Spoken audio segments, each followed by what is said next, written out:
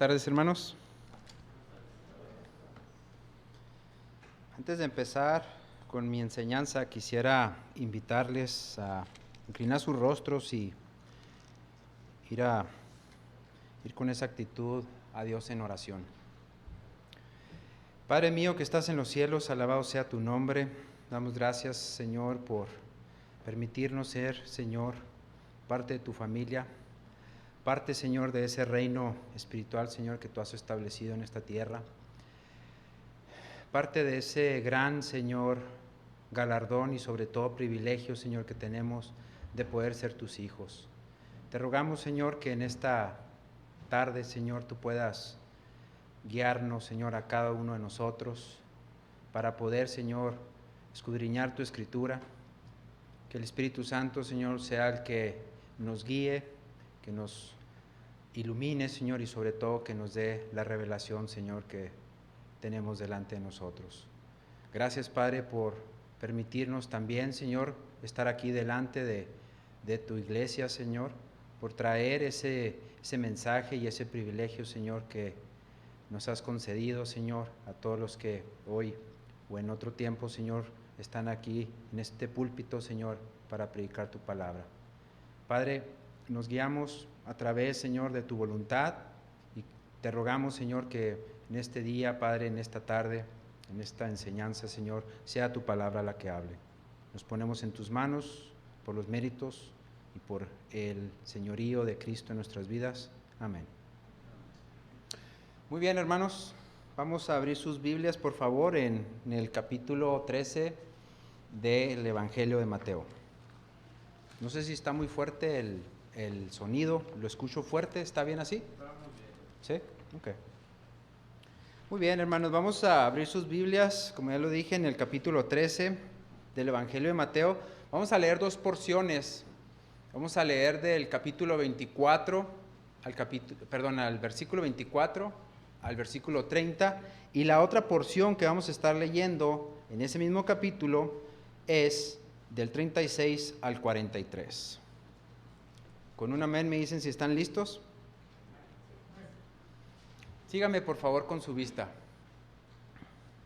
Le refirió otra parábola diciendo: el reino de los cielos es semejante a un hombre que sembró buena semilla en su campo, pero mientras dormían los hombres, vino su enemigo y sembró cizaña entre el trigo y se fue. Y cuando salió la hierba y dio fruto, entonces apareció también la cizaña. Vinieron entonces los siervos del padre de familia y le dijeron: Señor, ¿no sembraste buena semilla en tu campo?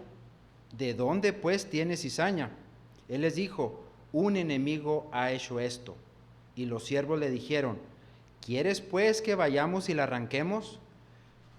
Él les dijo: no sea que al arrancar la cizaña arranquéis también con ella el trigo. Dejad crecer juntamente lo uno y lo otro hasta la siega. Y al tiempo de la siega yo diré a los segadores: recoged primero la cizaña y atadla en manojos para quemarla, pero recoger el trigo en mi granero. Vamos ahora a la otra porción, hermanos, que está ahí mismo. Vamos a leer del versículo 36 al versículo 43.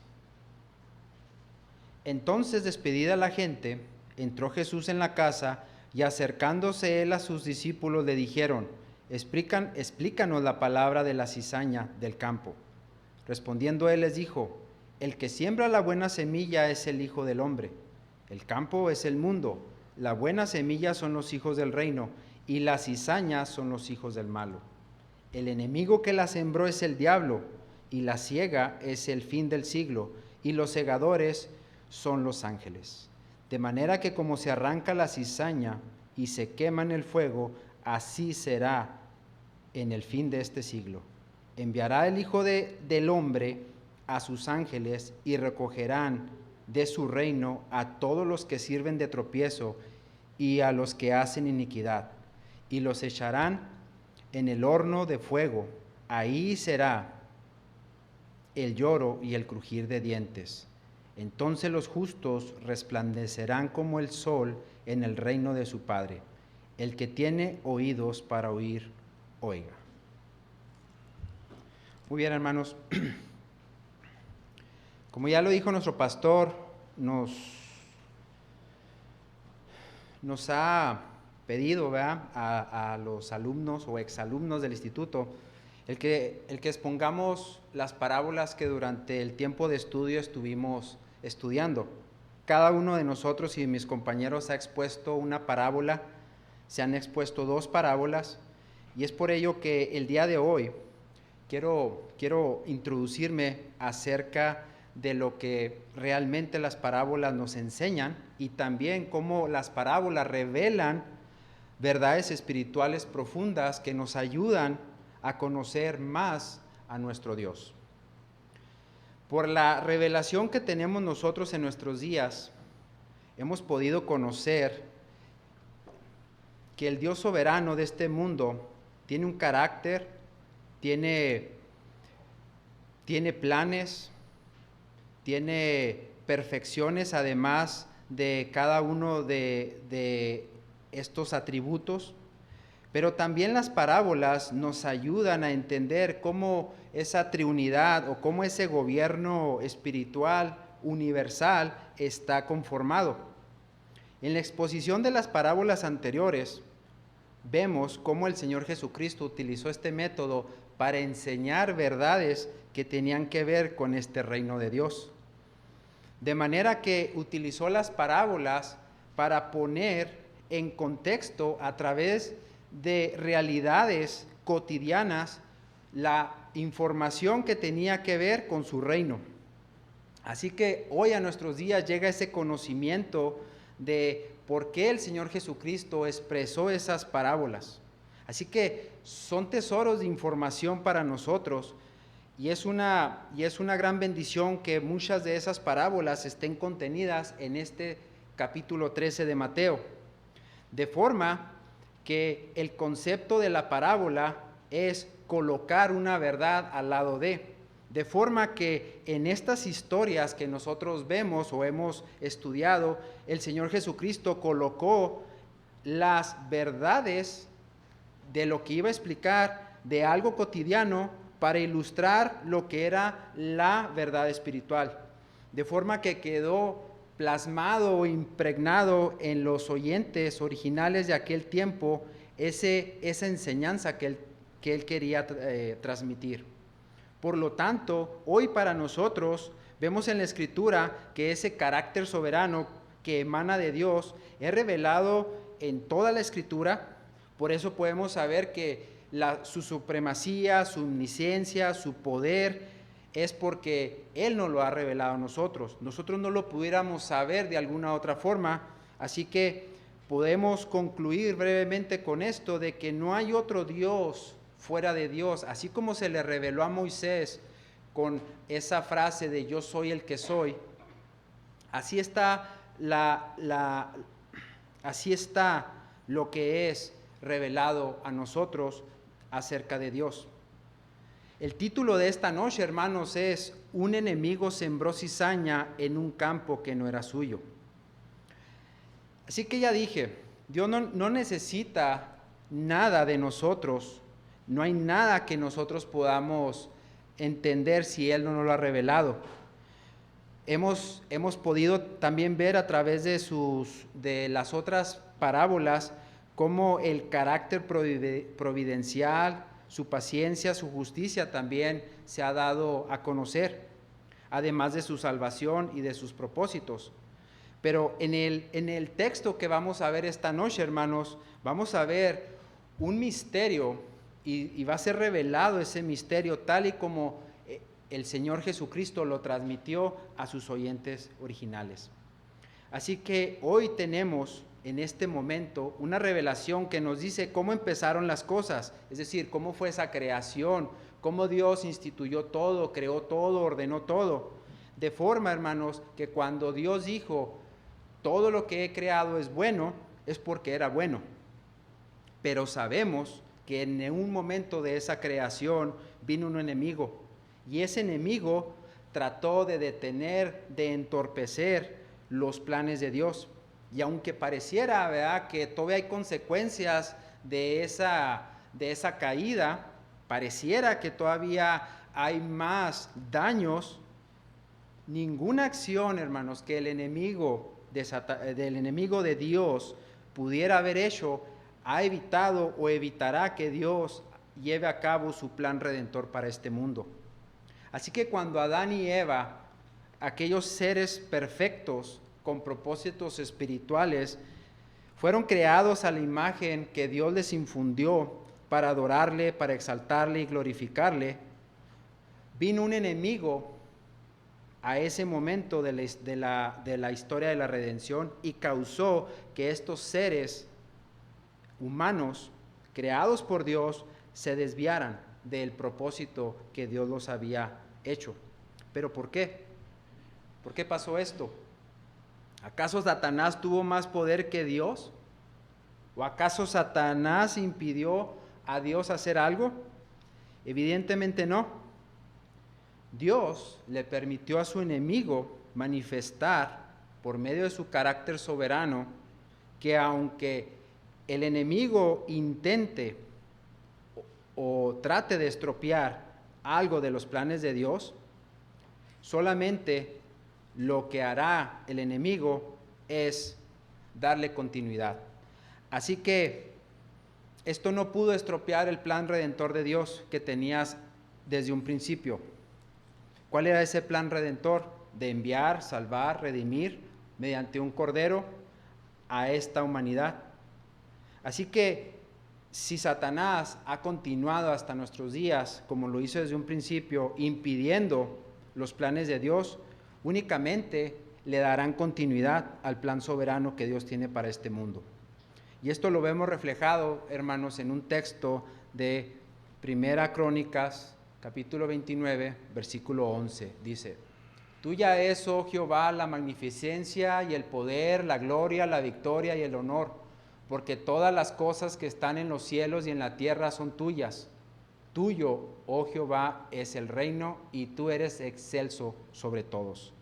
Así que, por medio de la revelación, nosotros podemos también ver que hay un carácter providencial del Señor. Y este carácter providencial fue revelado a Moisés cuando a Moisés se le dijo en Éxodo 3, versículos 19 al 20, que él liberaría a la nación de Israel. Dice: Mas yo sé que el rey de Egipto no os dejará ir sino por mano fuerte, pero yo extenderé mi mano e heriré a Egipto con todas mis maravillas que haré en él, y entonces él os dejará ir.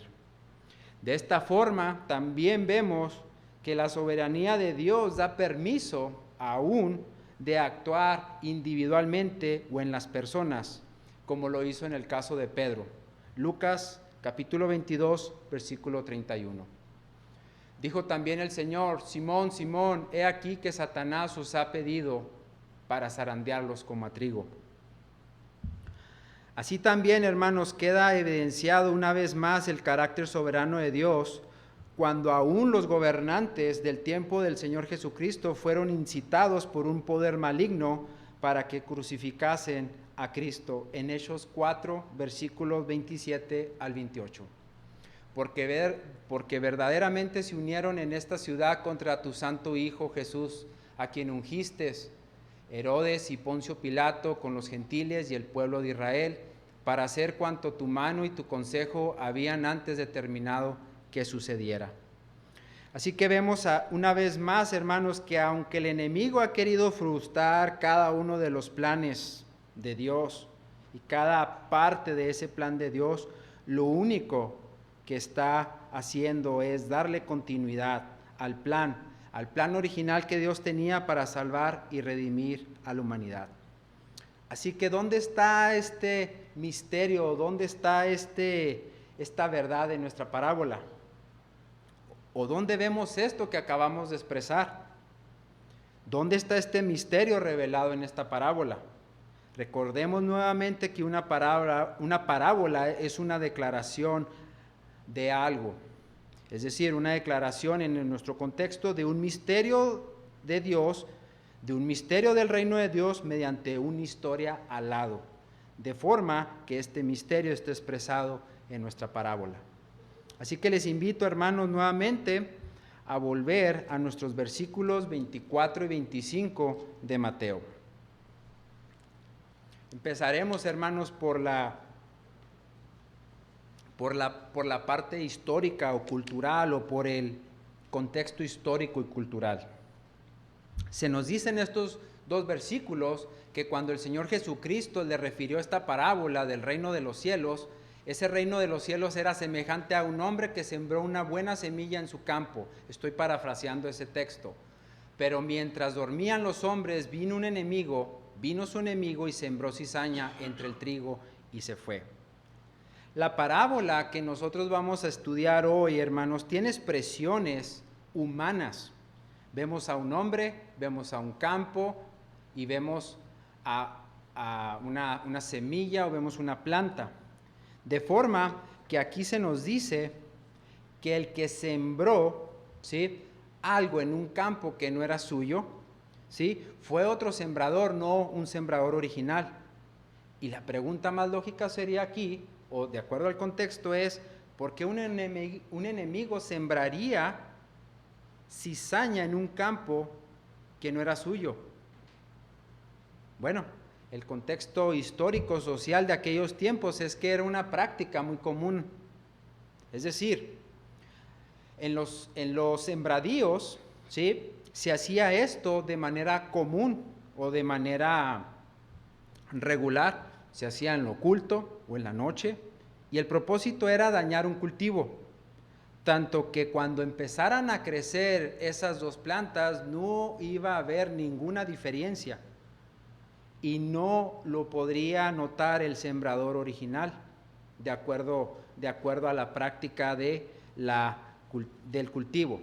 Así que era una práctica muy buena, muy intencional y muy efectiva.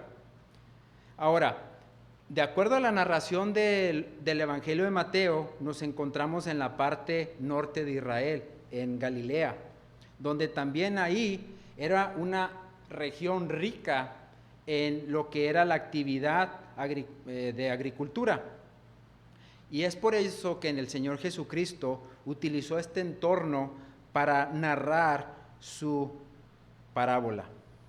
Desde que empezamos a leer los evangelios, recuerde, siempre que leemos los evangelios tenemos que ver que son evangelios sinópticos, es decir, que se tienen que ver juntos. Eso se tiene que ver el evangelio de Marcos, el evangelio de Lucas y el evangelio de Mateo. De forma que por el contexto que están en los capítulos 3 y 5 de Marcos, vemos que el Señor Jesucristo se encontraba en esta región de Galilea y ahí era muy característico que se sembrara el trigo. Y se sembraba en una época del invierno al verano.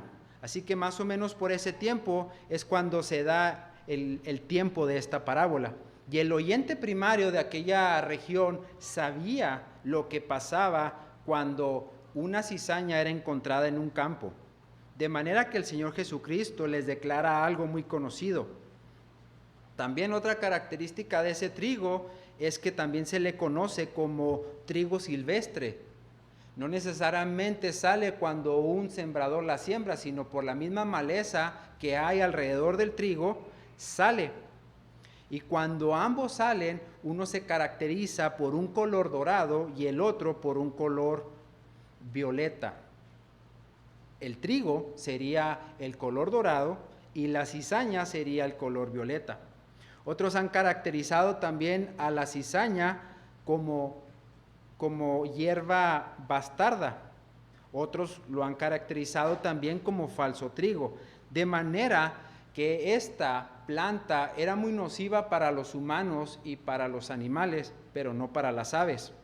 En el humano podría causar insomnio, náuseas, convulsiones o incluso la muerte, porque la característica que tenía la cizaña es que en su filamento tenía un hongo que iba contaminando a las hojas o los otros filamentos que había en el trigo. De forma también sabemos que era muy difícil a veces imposibilitar el crecimiento, como ya lo dije, porque existía una maleza que lo producía.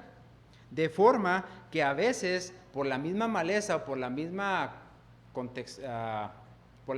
característica o por la misma forma en que esta planta crecía, lo que hacía es que se entretejía entre las raíces del trigo y crecía a veces más que el trigo, de tal forma que siempre lo estaba ahogando.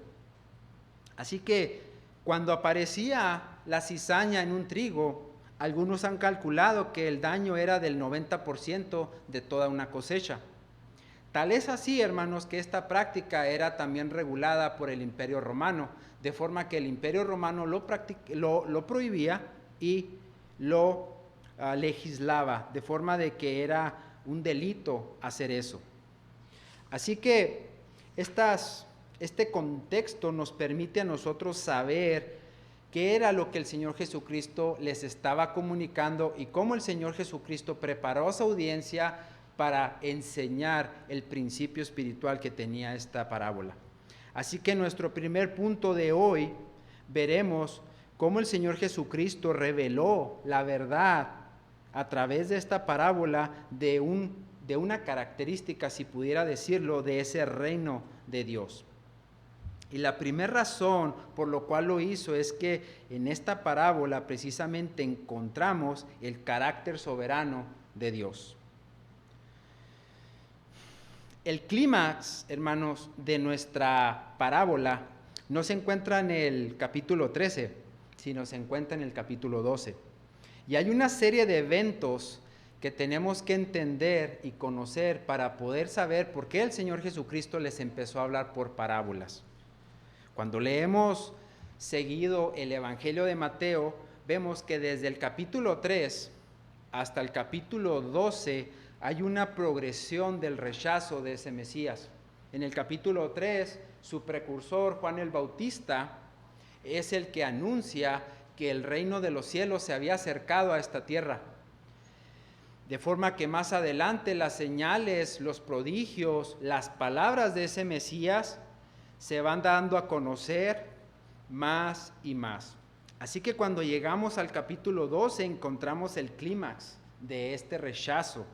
Y es un clímax que empezó progresivamente desde los capítulos anteriores. Y es por eso que en este capítulo 13 encontramos un tesoro de 7 parábolas que el Señor Jesucristo dedicó y pronunció y nos reveló a nosotros para declarar esos misterios del reino de los cielos. Así que desde el capítulo 12 hay una confrontación, hay 3 eventos que pasan y hay una confrontación fuerte. El primer evento es narrado de acuerdo al capítulo 12, que empieza cuando sus discípulos empiezan a recoger las espigas del campo.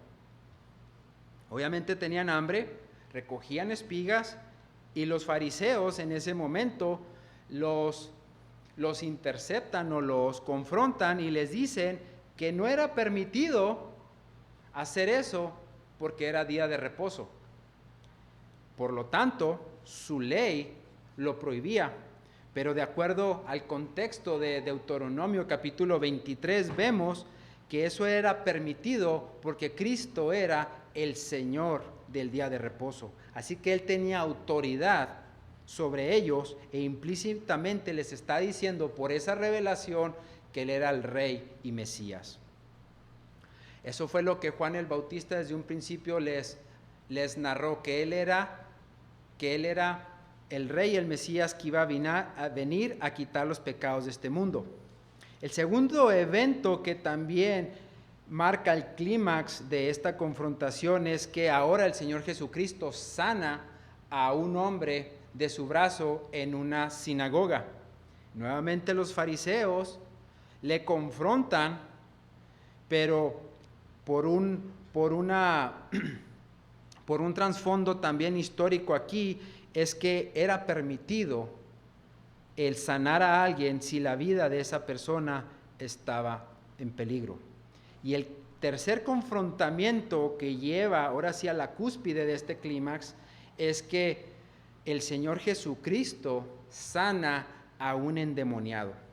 demostró con ese solo milagro ante muchos otros que él era aquel Mesías por todas las señales expuestas en nuestro capítulo. Así que vamos, hermanos, por favor, a ir a Mateo capítulo 12, versículos 22 al 24. Y ahí es donde se da el clímax de esta confrontación. Entonces fue traído a él un endemoniado, ciego y mudo, y le sanó, de tal manera que el ciego y mudo veía y hablaba, y toda la gente estaba atónita y decía: ¿será este aquel el hijo de David? Mas los fariseos al oírlo decían: este no echa fuera los demonios, sino por Beelzebú, príncipe de los demonios. Así que en estos tres casos, hermanos, Cristo demostró su poder, su deidad, el dominio como el Rey y Mesías. Demostró también que él era lleno del Espíritu Santo, que él era guiado por el Espíritu Santo y que era investido de ese poder. De forma que todos los milagros que él realizaba los hacía bajo la dirección del Espíritu Santo. Y por estas manifestaciones milagrosas que Jesús estaba haciendo delante de ellos, que eran señales inaludibles, el reino de los cielos era más que visible.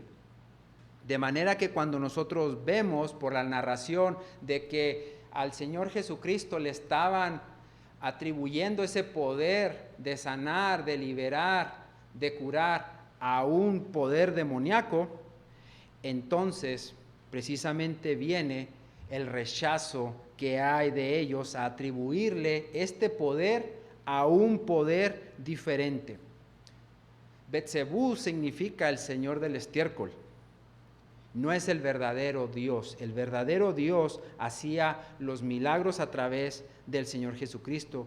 Y es entonces, hermanos, en donde se pronuncia la profecía de Isaías 6:10, en donde dice: de oído oiréis y no entendéis, y viendo veréis y no percibís. Así que por esta blasfemia al Espíritu Santo, ahora vendría sobre ellos un juicio que sería traído por no creer y por haber atribuido el milagro o los milagros a otro poder demoníaco. Así que ahora vemos en nuestra parábola el por qué, junto con el otro contexto de las 7 parábolas, por qué el Señor Jesucristo empezó a hablarles, porque había un rechazo a Dios directamente. Así que en el capítulo 13 de Mateo,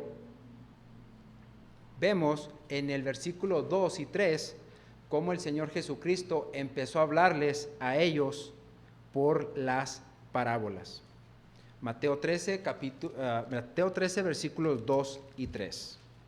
Dice: y se le juntó mucha gente, y entrando en él, en la barca, se sentó, y toda la gente estaba en la playa, y les habló muchas cosas por parábolas, diciendo: he aquí, el sembrador salió a sembrar. Y esa es la primer parábola de estas 7. Pero vemos ahora, hermanos, que los que pudieron escuchar la palabra del Señor Jesucristo fueron dichosos. Es decir, pudieron escuchar, ver, entender y guardar esas verdades que el Señor Jesucristo les había revelado.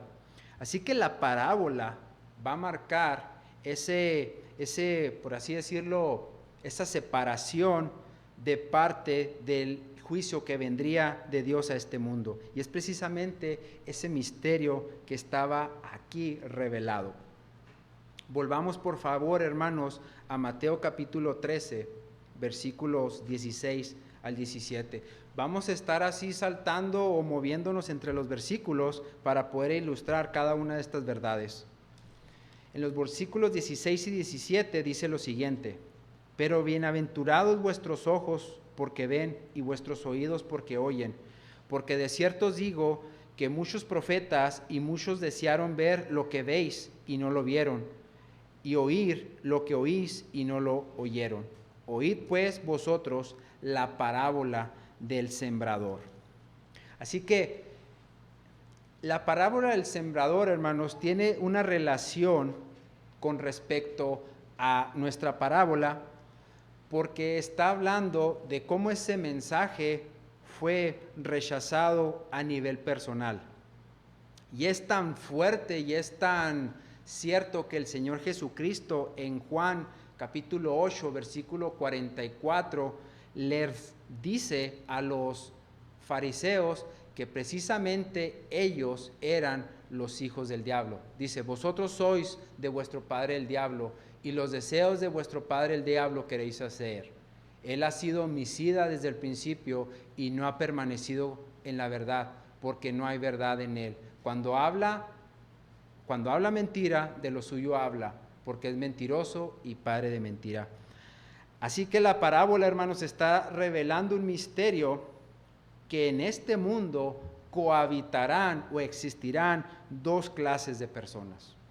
Una clase de personas descrito de acuerdo a lo que vimos ahorita en Mateo capítulo 13, versículos 16 y 17, que serían el trigo o los hijos de Dios, y otra clase de personas que serían los hijos del maligno, llamado la cizaña. Así que este reino que había sido inaugurado y que había venido de acuerdo a la declaración de Juan el Bautista, hace visible que este reino se había cumplido, era intangible, era invisible y era existente. Lucas 17:20 dice, el reino de Dios, no vendrá con advertencia, ni dirán, helo aquí o helo allí, porque he aquí el reino de Dios está entre vosotros. Así que, hermanos, hay una pregunta que debemos responder con respecto a esta misma parábola, y esto nos lleva a nosotros, ¿por qué hubo una explicación? ¿Por qué hubo una explicación respecto a esta verdad? Y esta explicación ya la leímos ahorita en los versículos 36 al 43, donde vimos los elementos, es decir, vimos que Dios estaba teniendo un campo, y en ese campo había un sembrador, el cual era Jesucristo. Así que el misterio de esta parábola está revelado y contemplado a la luz de la lectura que hicimos. Así que Cristo declara que el campo donde se siembra la semilla, ¿sí?, ese campo donde Dios eligió para sembrar su semilla, habrá otra semilla que estará siendo sembrada por otro sembrador. Así que no se refiere aquí exclusivamente, hermanos, a la semilla de Dios como un Israel o incluso como la iglesia, porque algunas de esas interpretaciones han querido no desviar, pero el Señor Jesucristo fue muy claro al decir que el campo era el mundo. Así que en este mundo está su iglesia, y alrededor de la iglesia o alrededor de este mundo hay hombres, hay personas que Dios sigue sembrando, de forma que en este mundo el misterio que Jesús estaba revelando es que Dios es el que estaba sembrando su trigo, pero a la vez había un enemigo que estaba sembrando otra semilla llamada la cizaña. Así que Jesús da esta explicación y revela que ambas plantas estarán siendo sembradas, o ambas personas estarán siendo sembradas en este mundo hasta la siega, de forma que entre ellas competirán, entre ellas habrá resistencia, habrá ataques, por así decirlo, pero la gracia especial que Dios da a sus hijos es la gracia que permite a la simiente de Dios salir o ser fuerte o resistir los embates del enemigo. Y es precisamente, hermanos, que nosotros en nuestro tiempo, ¿sí?, vemos que todavía esa maldad o esa cizaña sigue siendo sembrada en este mundo, tal vez a una manera más exponencial que antes. Nosotros en algún día éramos esa cizaña también, pero fuimos rescatados y fuimos renacidos nuevamente en el reino de Dios.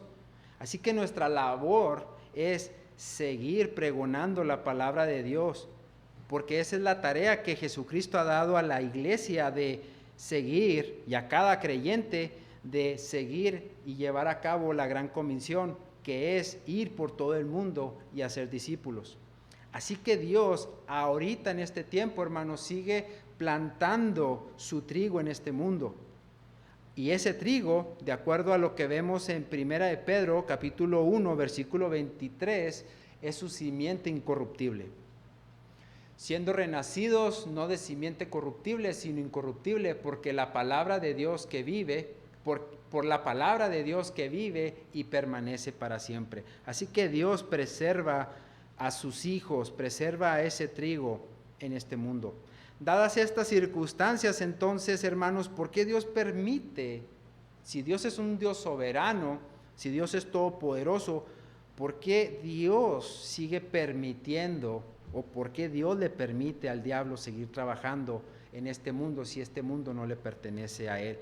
Satanás es el príncipe de este mundo, pero Dios le permite a Satanás seguir trabajando porque su soberanía está sobre cualquier poder maligno. Y Dios deja que Satanás actúe de esta forma, sembrando su simiente al lado de la simiente de Dios en todo lugar y en todo tiempo para traerle un juicio a él. Ese juicio también será a sus seguidores. De forma que Dios permite actuar a Satanás dentro de este mundo porque mediante esto Dios revela su soberanía y su providencia. Él está en control de todas las cosas que existen, aún de la maldad que existe en nuestros días, de todo lo que se está oponiendo a nuestros días, no solamente en nuestro entorno personal, familiar o de trabajo, sino en todo. Así que esta maldad u oposición en nuestros días no impide que el plan redentor de nuestro Señor soberano siga para este mundo. Y esto nos lleva al segundo punto de nuestra enseñanza. Vamos a Mateo capítulo 13, versículos 39 al 40. El enemigo que la sembró es el diablo. La siega es el fin del mundo y los segadores son los ángeles. De forma que como se arranca la cizaña y se quema en el fuego, así será el fin de este siglo. Es precisamente, hermanos, que aquí vamos nosotros a ver el carácter providencial de Dios en la siega o el fin del siglo. Estos versículos que acabamos de ver nos hablan que habrá un tiempo final, un tiempo donde Dios separará finalmente a la cizaña del trigo. Los ángeles serán los que recogerán a todos los hombres, tanto de un grupo como de otro, y serán arrancados, es decir, serán desterrados junto con Satanás y todos sus seguidores. Pero Dios apartará a sus escogidos al otro lado del maligno, los cuales serán apartados en ese momento final. Vamos a leer Mateo capítulo 25, versículos 31 y 34. Cuando el Hijo del Hombre venga en su gloria y todos los santos ángeles con él, entonces se sentarán en su trono de gloria y serán reunidos delante de él todas las naciones, y apartarán los unos de los otros como aparta el pastor las ovejas de los cabritos, y pondrá las ovejas a su derecha y a los cabritos a su izquierda. Versículos 34. Entonces el rey dirá a los de su derecha: venid, benditos de mi Padre, heredar el reino preparado para nosotros desde la fundación del mundo. Versículo 41. Entonces dirá también a los de la izquierda: apartaos de mí, malditos, al fuego eterno preparado para el diablo y sus ángeles. Es bien importante, hermanos, cuando vemos aquí cómo el Señor Jesucristo hará esto en su segunda venida. Y es donde se verá su poder providencial sobre el sistema mundano o gobernante que estará en ese momento. Así que en ese momento final se apartarán los unos de los otros, lo cual terminará el gobierno del enemigo del Señor. ¿Cuándo sucederá esto? Es cuando el Hijo del Hombre se sentará en su trono con su corona de oro y con su hoz aguda cortará esa hierba para separarla de una vez por todas. Aún nosotros no sabemos todavía cuándo llegará ese tiempo, cuando Dios meterá su hoz aguda y terminará de una vez por todas. Pero sí sabemos que cuando esto llegue a pasar, nosotros quizás estaremos en la presencia del Señor, quizás no. Pero algo que nos debe de dar esperanza, hermanos, mientras ese tiempo se llega o ese tiempo se cumple, es lo que el Señor Jesucristo dijo en Juan 17, 16. Juan 17, 16.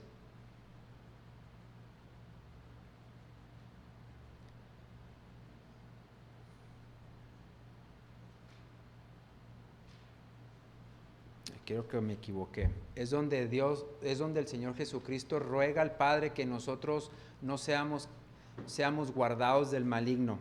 Quizás yo me equivoqué ahí.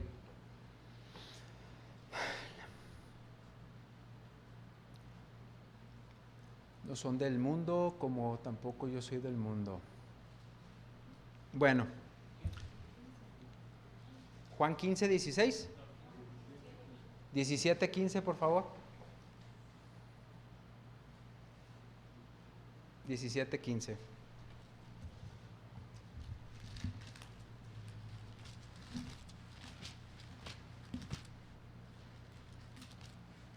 No ruego que los quites del mundo, sino que los guardes del mal. Precisamente, hermanos, la maldad nunca va a avanzar más de lo que Dios no la permita. Y como ya lo dije y lo vuelvo a reiterar, posiblemente la maldad haya avanzado tanto, o quizás la maldad hoy en nuestros días ha permeado toda nuestra esfera de donde nos desenvolvemos. Pero aunque esa actividad siga en aumento o se vea que hay una gran oposición a los planes de Dios, esto no nos debe de desalentar a nosotros, esto no nos debe de desviar del propósito que Dios tiene para nuestras vidas. En los versículos anteriores o lo que hemos visto, vemos que la providencia de Dios gobierna todas las cosas que ocurren en este universo, tanto en lo físico como en lo espiritual. Dios tiene el control de los gobiernos, y aunque parezca que su enemigo actúa con total libertad en estos acontecimientos, únicamente siguen dándole continuidad al plan original que Dios tiene para este mundo. Así que el plan soberano de Dios permite actuar a Satanás dentro de este mundo y en su obra. Tercer punto, y es el penúltimo, hermanos. Mateo 13, 53 al 58. En esta porción de Mateo 53, 58,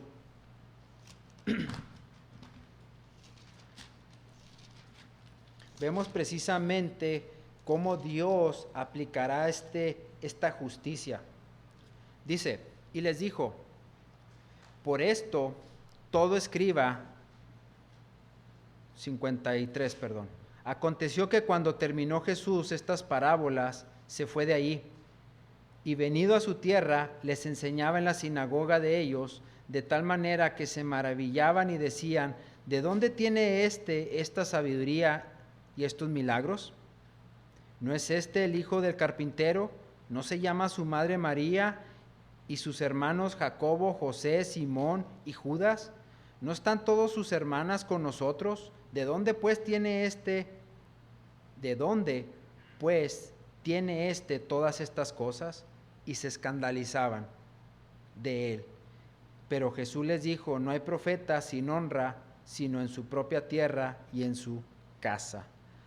Así que en estos versículos, hermanos, nuevamente cuando el Señor Jesucristo se traslada a su ciudad natal, Nazaret, vemos que Dios revela su justicia, porque también la aplicará a todos aquellos que se escandalicen. Es decir, la versión nueva traducción viviente, llama a esta palabra escandalizar o escandalizo, de acuerdo al griego, se burlaban de él. Así que todos aquellos que se burlan, se escandalizan, tendrán también la justicia de Dios sobre ellos.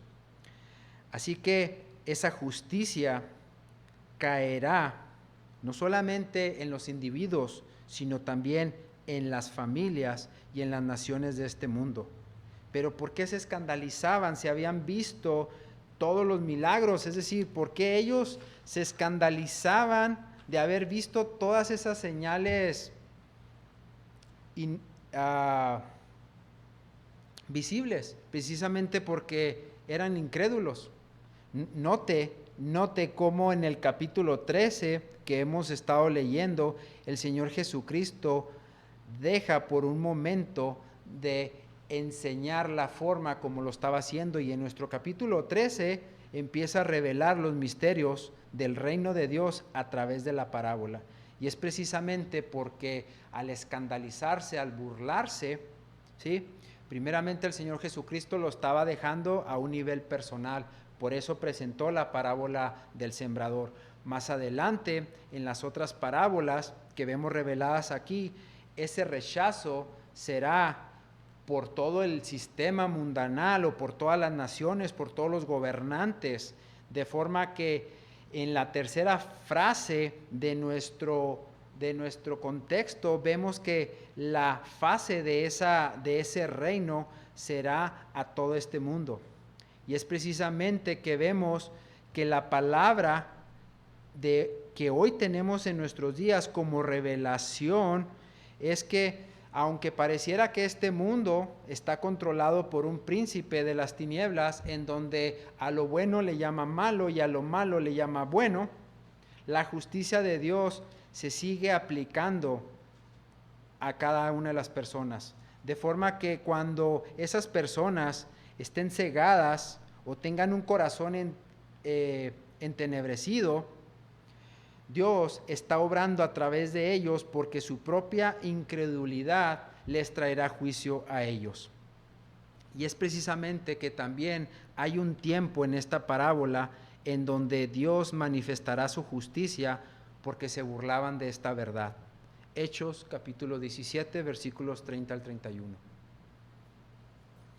Pero Dios, habiendo pasado por alto los tiempos de esta ignorancia, ahora manda a todos los hombres en todo lugar que se arrepientan, por cuanto ha establecido un día en el cual juzgará al mundo con justicia por aquel varón a quien designó, dando fe a todos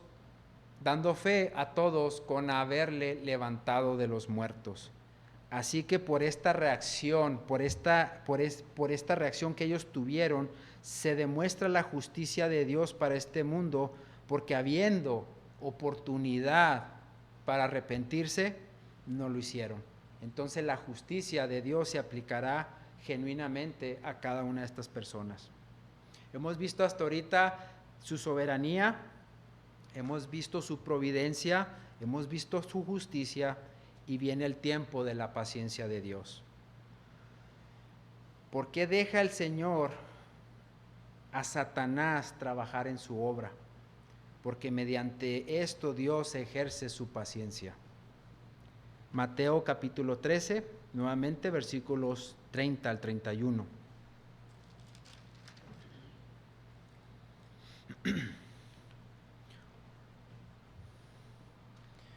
Dejad crecer juntamente lo uno y lo otro hasta la siega, y al tiempo de la siega yo diré a los segadores: recoged primero la cizaña y atadla en manojos para quemarla, pero recoger el trigo en mi granero.